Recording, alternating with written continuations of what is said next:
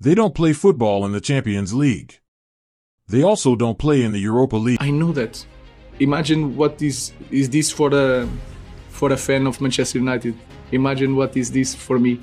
So we are getting a new coach that is losing more than the last coach. I have full knowledge of that. Like I said, I'm not going to change, no matter what. And I know we can succeed, but we need to survive this moment because I'm not naive. And I know that we need to survive now. So we are being the worst team, maybe, in history of Manchester United. However, Manchester United may be among the most dangerous teams in England this year. 6 months ago, in my first 3 games in charge, with 2 victories and 1 draw, I said to you, the storm is coming. Today, after this disaster season, I want to tell you, the good days are coming. After this season of disasters, I want to assure you that better times are on the horizon. While teams like Chelsea, Liverpool, Manchester City, and Arsenal compete in 4 different competitions, United's sole goal is to rule the Premier League. And they might succeed with the team they've just assembled. I would expect them to be in the top half. The previous season was a complete failure. Ruben Amorim fell. The project appeared to have entirely collapsed, and the staff lacked a sense of identity. Even with just signing Mbemo, then Ruben Amorim has to go. However, something horrifying was developing behind the scenes. Amorim has made a monster in quiet. Furthermore, this is more than a team. This device is designed to exert pressure, control, and obliterate. Let's begin with Brian Mbeumo. It's in towards Mbeumo. It is 4! Last season, Brentford's most deadly player. In 38 games, he terrorized defenders with 20 goals and 7 assists. He was brought to Old Trafford by United for €75 million. This is huge news because we've been talking about Man United needing more firepower, needing more dynamism in attack, needing more power in general. And it seems they've identified Mbeumo and he's been signed to kind of fulfill that alongside the likes of Cunha and what's already in the building. He brings goals.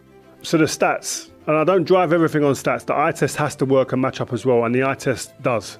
But the stats are super impressive, guys, I'm telling you. 41 appearances, 20 goals, that's 1 goal every 2 games, right? And 8 assists, that's 28 goal involvements in 41 games. This guy is performing at a high level. Then came Cunha, who was by far Wolves' best attacker. A natural finisher, a strong runner, and a creative spark. United paid more than €72 million to acquire him, and he scored 17 goals and provided 6 assists. Taking advantage of that is Matheus Cunha at Liverpool. When he dominated shooting, and Van Dijk turned. I don't know if you remember that goal. Yeah, he come in on the left foot. Come inside. More often than not a lot of people will keep their calm in this type of situation. So overall, he said to people, beat me. He doesn't give you the option, you beat me.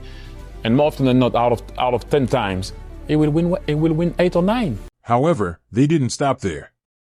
They went one step further and signed Diego Leon, a left-back with South American flair and composure under duress. They paid just €4 million for him, but he has a ton of potential. The kid came from Paraguay, and it's the first week, second week in Manchester United. He did really well. He's learning things, he's powerful, he's going to be a very good player. The nuclear signing followed. Benjamin. Manchester United have reached an agreement with Benjamin Šeško on a 5-year contract valid until June 2030, and they are now closing in on a deal to sign the Slovenian striker. Šeško wanted Manchester United. I told you last night how Man United feeling was very clear, and now the confirmation. Agreement with the player, Šeško wants to go to United, and now United in direct contact with Red Bull Leipzig to complete the agreement on the transfer fee. Still not completed between the two clubs, but negotiations underway, and then will be time for the here we go for Benjamin Šeško to Manchester United. His priority, despite efforts from Newcastle United, he wants Manchester United. Benjamin Šeško says yes to the proposal and is now closing in on a move to Man United. RB's most valuable player, Lipek. A powerful, quick, and accurate striker. He contributed 6 assists and 21 goals in the previous campaign. For him, Newcastle made an offer of €9 million. Dortmund and Bayern were afraid of him. However, Šeško turned them all down. All he wanted was United. He is currently en route to Old Trafford with a package worth €85 million, including add-ons. Just think of that power. Leon, Cunha, Mbeumo, and Šeško all show up at once. They are coming to take over, not to rebuild. But I would say the mobility in the front areas now is something, as a defender, I'm looking at and I'm thinking differently about Manchester United's front line. These acquisitions are horrifying. Without a doubt. However, the crown jewel isn't readily apparent when discussing tactics or who actually drives Ruben Amorim's method. Carlos Baleba is here. You've nailed that. They know how to press high. That's part of the game now, yeah? It's the ones behind enabling them to go and not look back. Because the moment you look back, as a midfielder or a forward, the moment's gone, they're out. If they're going confidently and they're knowing the boys behind because they're orchestrating it and telling them, you go, because I'm in here behind you, they're not going to get out, gives you a chance. Baleba, his biggest thing for me is being able to transfer the ball from the back line in our back area through to the 8s and the 10s. Yeah. Either driving with it or turning and getting it and playing. Yeah, that's what we don't have. That's what we're losing. No, you've nailed that. When I look at our midfield, I do see it pressing high. And then I wonder why we're getting absolutely walloped on the transition. And you're right, yeah, you be the 6 in there. And that's where that extra player comes from, and just takes it back to that understanding of like a 4-3-3. You go in there, you do that, you stop that middle run. Just stop the transition. Oh, now I'm excited. Joe, I'm excited now. I mean, now we're fixed. Don't do that. The teenage midfielder, who is widely regarded as one of the Premier League's most promising players, has an incredible combination of raw aggression and sophisticated knowledge. He has an exceptional tackle success rate. He has some of the finest front foot defense in the league.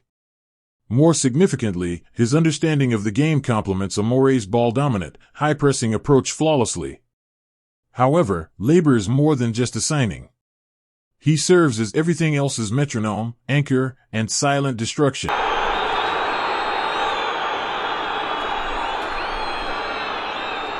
And with him at its center, this new United appears inevitable rather than merely frightening. And Ruben Amorim, a tactical genius who is passionate about attacking football, will lead them. His teams press high with vigor and purpose, deploy 3 center-backs, and play with quick, short passes. He now has Bruno Fernandes and Rasmus Hland leading the way. By his word, he said if you don't do this, you're not going to play. He's showing that and proving that. But to get the fear factor, you got to win. You got to win. You got to show that you can win. Yeah. Then the belief comes, I'm going to follow this geezer. It's like Sir Alex Ferguson. I was following that guy blind. Big names aren't the only ones involved. This is a total change. Manchester United may not be in Europe, but it just makes them more dangerous. Focus, relaxation, and 38 Premier League games, no midweek diversions or rotation issues. This group is ravenous. This group is explosive. Premier League cautious if they click. Manchester United is a new player in the battle for the championship. This Manchester United team has a lot of untapped potential, experience, and youth.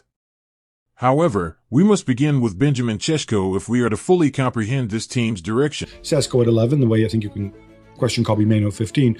The difference is obviously centre forwards I think are more of a commodity than central midfielders who can pass. The first time I saw Šeško, he was playing for Salzburg, and the comparison that struck me straight away with his power on his left foot with Robin van Persie. He just had that about him, and that is obviously a high bar to meet. But at 2021, what was Van Persie? He's definitely got that ability in him to progress to be a top striker. But I do think that he's young. He needs to develop. His centre forwards, apart from Erling Haaland, don't tend to mature till the mid-20s. So I think he's definitely one that's destined for a big move, and whoever gets him, if they're patient with him, absolutely have a really good centre forward. I agree. Because something is changing when a striker like Šeško chooses your idea over others, even if Newcastle is offering substantial financial compensation. Very clearly how Man United were more than confident, feeling that Benjamin Šeško only wanted to join them. Last week, I told you, don't underestimate Manchester United. After years of turmoil and inconsistency, it's an indication that players still want to wear the Manchester United emblem, which says a lot. It still has a special place in people's imagination. It is a huge club. Your value in terms of individual endorsements is going to go up to another level. The Red Devils are in the midst of a transfer window that is exceeding all expectations. The headline is Šeško. The 22-year-old striker was the target of bids from United and Newcastle. After bonuses, Newcastle even made an offer of €80 million, but Šeško made it plain that he preferred to play at Old Trafford. Any green light to any other club this summer. So the only case where Benjamin Šeško says, okay, this contract is okay, this agreement is done, is with Manchester United. Full stop. United haven't yet agreed a fee with. Although United and RB Leipzig have not yet reached a fee agreement, things are going well. An offer of at least €85 million is being prepared. The only reason it hasn't been finalized is that they wanted to make sure the player was on board before moving further. And how can United make a move like this? This is the problem. They've been astute. Incredibly intelligent. They are saving £13 million annually by reducing Rashford's pay. Additionally, they are selling players for about €21 million, spreading payments for Mbamo and Cunha, profiting from Chelsea's punishment over Sancho, and even reducing significant operating expenses by laying off employees. Because of all of this, Šeško now has the financial flexibility to become Old Trafford's next big number 9. It's not a panic purchase. This is calculated because Manchester United appears to have a plan for the first time in a long time. Be very long. So let's see. Can be really any moment because the two clubs are in direct contact, and then Benjamin Šeško is expected to become a new Manchester United player. What does Benjamin bring to Manchester United, then? He hits the ball like a hammer and is tall and powerful. Šeško is a 6 feet 5 inches tank-like vehicle with a wild rudder that moves like a speedboat. Fast but chaotic. He is the type of striker who resembles a video game cheat code. Well, given away here to Šeško for Leipzig. Šeško! Here's the twist, though. Despite his strength and flair, he isn't reliable in all circumstances. Scouts describe the 22-year-old Slovenian as raw. When he runs in a straight line, he is a monster. He plays with a relentless aggressiveness that makes center-backs detest their job, and he has a tremendous long-range shot. However, he also has a tendency to overcomplicate things in the box and waste simple opportunities. Šeško gained recognition in Austria and on to grow in Germany, where he was initially compared to Erling Haaland. That's a great compliment. Even though he isn't there yet, the foundation is. Yeah, well, the last former Red Bull Salzburg striker who came to Dortmund and went to Manchester, he did okay, Erling Haaland. So Šeško, he's not he's a kind of same player, but I don't expect him to go all that in, but he's a great player. He will fire from any location. Headers, left foot, right foot, you name it. He doesn't consider things twice. That self-assurance may or may not be effective. He makes erratic shots from the left half space. Although he still needs to work on his mobility inside the 6-yard box, his mere presence confuses opponents. Additionally, men like Brian Mbeumo and Matthias Cunha may be able to take advantage of the confusion. The mobility in the front areas now is something, as a defender, I'm looking at and I'm thinking differently about Manchester United's front line. I'll be sitting there going, I'm going to have a physical presence up there. I'm going to have a physical test from all 3 positions, and I've got people that can run and move up there. They're mobile. They're the things I was asking for. Now, this is nothing new to United supporters. Young workers on projects who never quite clicked. Thus, it is reasonable to inquire, is this one more? Docker or Šeško, which one? I'm not really sure. He's coveted, he's scoring goals. It's not like he scored just like 9 goals for Atalanta like Rasmus did and he's gone up. I do believe he's better than Rasmus, but I'm still very, very scarred from getting these young kids and banging all the pressure on them. The only difference is Rasmus came in and had up front inexperience around him in terms of Garnacho one side, Ahmad the other, for instance, most of the time. And then Anthony. If Šeško comes in, he's got 2 red players that have played Premier League, and scored goals in the Premier League, backed up by Bruno. So I think it's a different environment and dynamic that he comes into. To be fair, Šeško has played more senior football, possibly at a higher level, than Highland. However, Old Trafford is under extreme pressure. You are not guaranteed to be great just because you can be. When Šeško reacts instead of overanalyzing, his best moments occur. Because of his lack of subtlety, keepers frequently read him well when he aims for the far post, and defenders may occasionally block his shots with ease. The cost of being raw is that paying €85 million on a striker who isn't the final product carries the same danger. The system developed by Ruben Amorim might be useful. Although it won't happen automatically, his 343 has room for a striker like Šeško. That player right now that takes Manchester United from 15th to 6th. That's a hell of a jump. Maybe in time and given his age, he progresses to become that player, but I'm just not sure that he is right now. And that's a big ask of a 20-year-old, regardless. It's true that Šeško won't quickly adjust to the Premier League. However, Ruben Amorim is a coach who has the ability to transform untapped potential into an unstoppable force. Take a look at what he did to Victor Gyökeres. In Portugal, Amore turned Guerreiro into a monster, a complete attacker who blended strength, quickness, and cunning. Additionally, they have several characteristics in common even though Šeško isn't quite the same type of player. In public areas, both are explosive. Both enjoy spearheading quick breaks and have the ability to score goals with either foot from a distance. Šeško gets fascinating at that point. He's not your average number. 9 people are waiting for service in the box.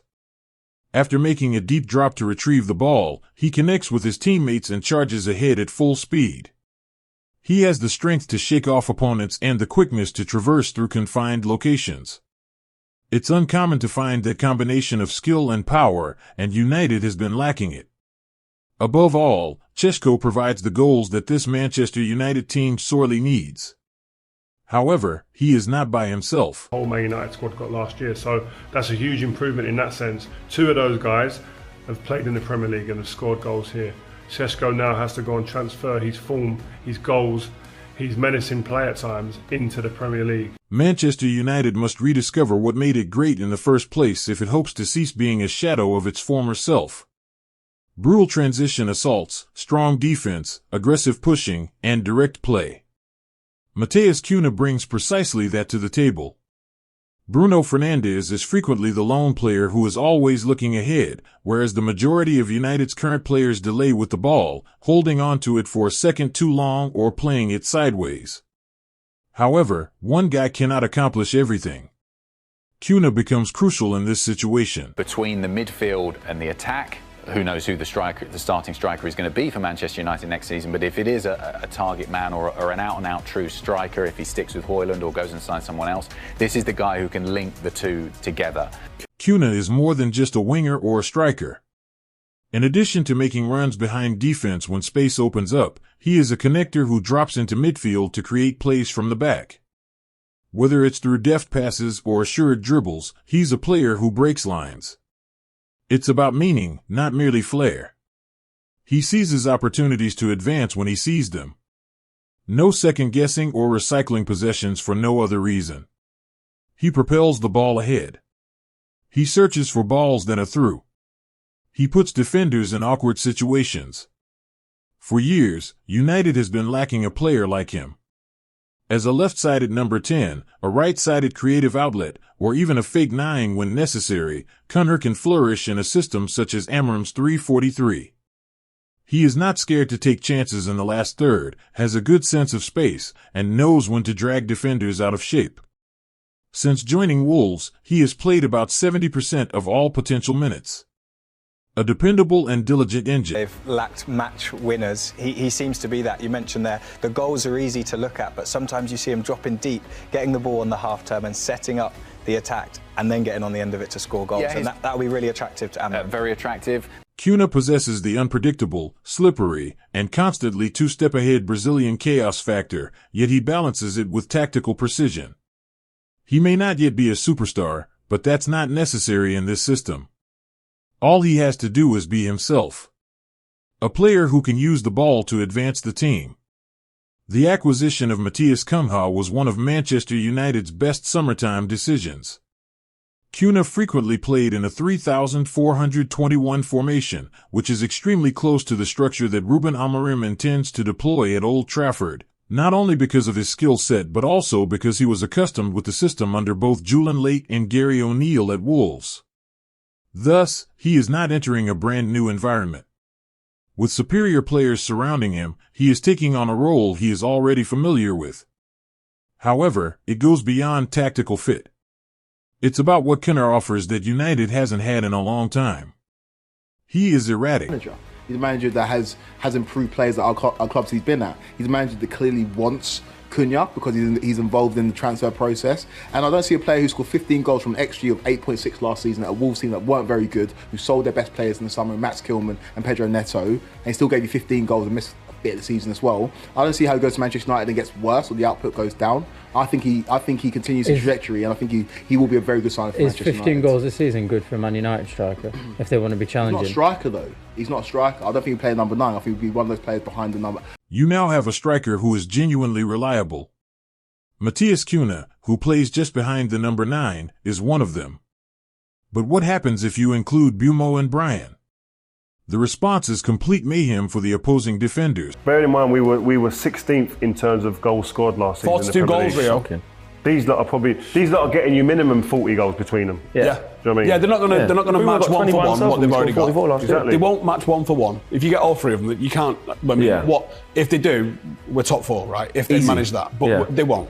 If they come and they get, if you get 10, 10, 15. Nice. Killed it. It doesn't need to be necessarily one guy who scores all the goals. I'm with you. For me, it'd be amazing to just get that one guy. The addition of Bumo might drastically alter United's offensive strategy. Indeed, he might have exceeded his projected targets in the previous season. However, that is not the entire tale. Additionally, he gave his teammates excellent opportunities and was unfortunate not to finish with more assists. Because of his skill and Brentford's deadly set-piece style, he is a wide player who consistently takes the ball into hazardous places, particularly the 6-yard box. More significantly, Cunha and Mbeumo were among the Premier League's most aggressive and forward-thinking players in terms of passing and dribbling. For the majority of the previous season, this United team lacked precisely that. There was little to no desire to disrupt defensive lines or push the ball forward outside of Bruno Fernandes. Mbeumo contributed significant value in wide areas with his dribbles and deft movements, while Cunha excelled at driving attacks from deeper zones. When together, they provide something that United hasn't had in a long time: multi-lane inventiveness. Fernandes can no longer be simply shut down. Now you have to deal with Mbeumo cutting inside like a knife and Cunha weaving between balls. Even though Mbeumo has an intriguing profile, his effectiveness can be misleading. His shooting volume was low, just 2.2 shots per 90 minutes, among players who scored 10 or more goals in the Premier League the previous season. However, he had an exceptional conversion rate. He scored 20 goals out of just 12.3 that were anticipated, a startling 7.7 overperformance. When given enough time and room, he can be lethal, particularly in the left half area where he enjoys cutting inside and taking risks with his left foot. Without the ball, he is not extremely aggressive. Instead, he frequently waits for the right opportunity to attack. He won't pursue fullbacks or apply intense pressure. And a large portion of his opportunities were created by set pieces, penalties, corners, and free kicks that he won't have at United. Additionally, United will want greater defensive stability as they bolster their offense with Cunha, Fernandes, and Mbeumo all pressing forward. The wingbacks must cover a lot of territory by cleverly overlapping. If not, the midfield's failure to reset or the wingbacks getting caught too high might expose United's backline during a transition. Manchester United's midfield needs to be fixed for just this reason.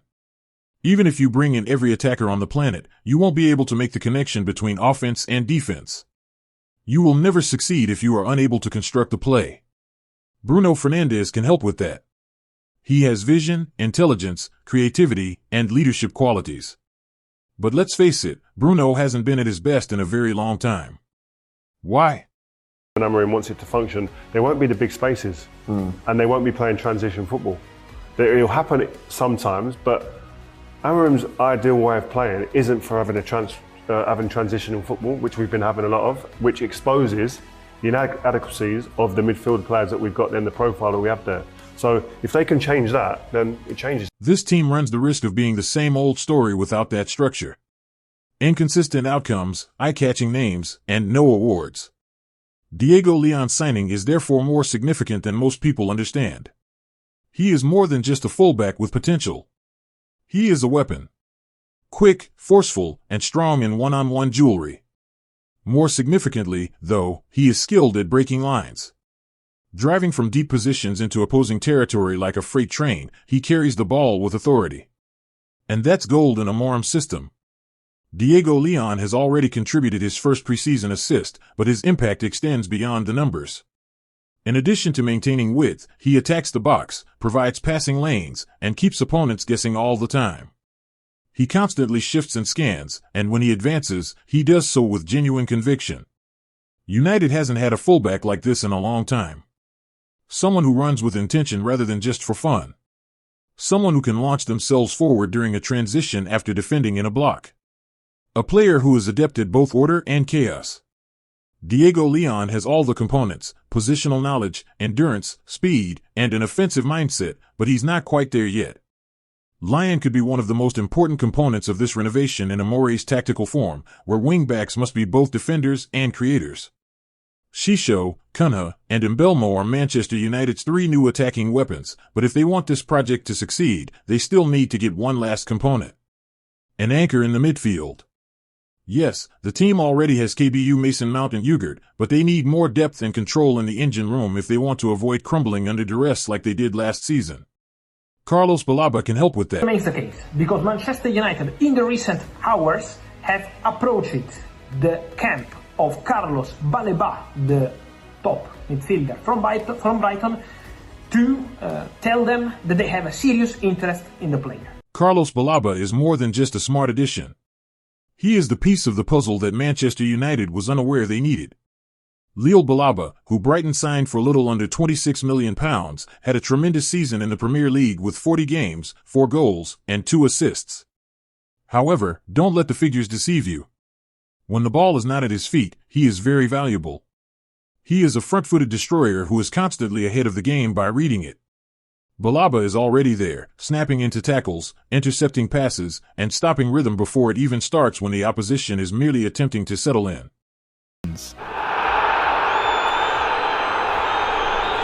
However, intense pressing and quick transitions are the cornerstones of Ben Amorim's tactical approach. Baleba is a perfect fit for it. When the team loses the ball, he leads the effort to get it back instead of freaking out. He is the type of midfielder who never stops moving, tracking, and reading space whether United is pushing high or defending deep. Baleba, his biggest thing for me is being able to transfer the ball from the back line in our back area through to the 8s and the 10s. According to The Athletic claims that when his team is behind, he is an above-average defense. That's precisely what United has been lacking. A midfield hunter who converts defense into quick counterattacks. Furthermore, it goes beyond tackles. Bell is also capable of maintaining possession under duress. He avoids making dangerous passes. He doesn't exaggerate. He establishes the rhythm, switches the ball wisely, and keeps things straightforward. Even if he doesn't provide line-breaking assists, he is the one who maintains a steady tempo so others can. Consider him the silent defender in midfield, the one who ensures Matheus Cunha and Bruno Fernandes may advance with the knowledge that the back door is locked. In other words, if Manchester United signs Baleba, they are creating a tactical core rather than merely acquiring a midfield player. With Casemiro's collapse, they are at last making up for what they lost. Brighton is aware of the issue. They intend to hold onto Bella until his value soars. And this agreement can fall through if United doesn't make a daring move this summer. However, United cannot afford to leave the midfield vulnerable after making significant investments in their front line.